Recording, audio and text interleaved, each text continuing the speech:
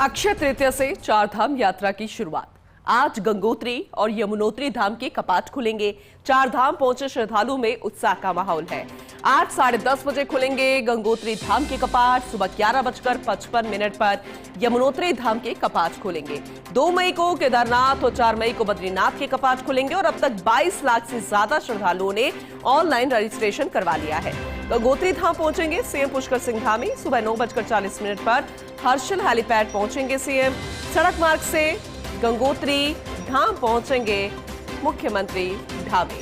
पुष्कर सिंह धामी पहुंचेंगे बेहद महत्वपूर्ण माना जा रहा है क्योंकि आज अक्षय तृतीया है और ऐसे में इस शुभ संयोग पर चारधाम यात्रा की शुरुआत और चारधाम पहुंचे श्रद्धालुओं में भी उत्साह का माहौल है क्योंकि कपाट खुल गए हैं और ये अपने आप में बेहद महत्वपूर्ण है। तो उत्तराखंड के गंगोत्री से बेहद अहम तस्वीरें भी आपको दिखा रहे हैं। सहयोगी विनोद हमारे साथ जुड़ चुके हैं, ज्यादा जानकारी उनसे लेंगे। विनोद, क्योंकि ये पल अपने आप में बेहद खास होता है और जब खास संयोग हो, अक्षय तृतीया हो, चार धाम के कपाट खुल रहे हो तो श्रद्धालुओं में जो उत्साह होगा उसकी तो कल्पना भी नहीं हम कर सकते। तो आप जरा विस्तार से बताइएगा और ये भी बताइएगा मुख्यमंत्री भी पहुंचेंगे, किस तरह की तैयारियां हैं, व्यवस्थाएं कैसे हैं? जी बिल्कुल, देखिए आज उत्तराखंड में चार धाम यात्रा की शुरुआत हो जाएगी और निश्चित तौर पर ये बहुत बड़ा पल होता है श्रद्धालुओं के लिए, चाहे गंगोत्री धाम के दर्शन तीर्थ यात्रियों करने हो, यमुनोत्री के करने हो या बाबा केदारनाथ धाम के दर्शन करने हो या फिर भगवान बद्री विशाल के। निश्चित तौर पर आज श्रद्धालु के लिए बड़ा दिन है और आज गंगोत्री और यमुनोत्री के विधिवत रूप से कपाट आम श्रद्धालुओं के लिए खोल दिए जाएंगे।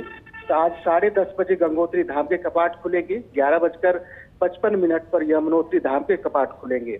अभी थोड़ी देर बाद में मुख्यमंत्री पुष्कर सिंह धामी भी गंगोत्री में सड़क मार्ग होते हुए विधिवत रूप से पूजा अर्चना करके गंगोत्री धाम के कपाट खुलने की जो प्रक्रिया है उसमें वो शामिल होंगे।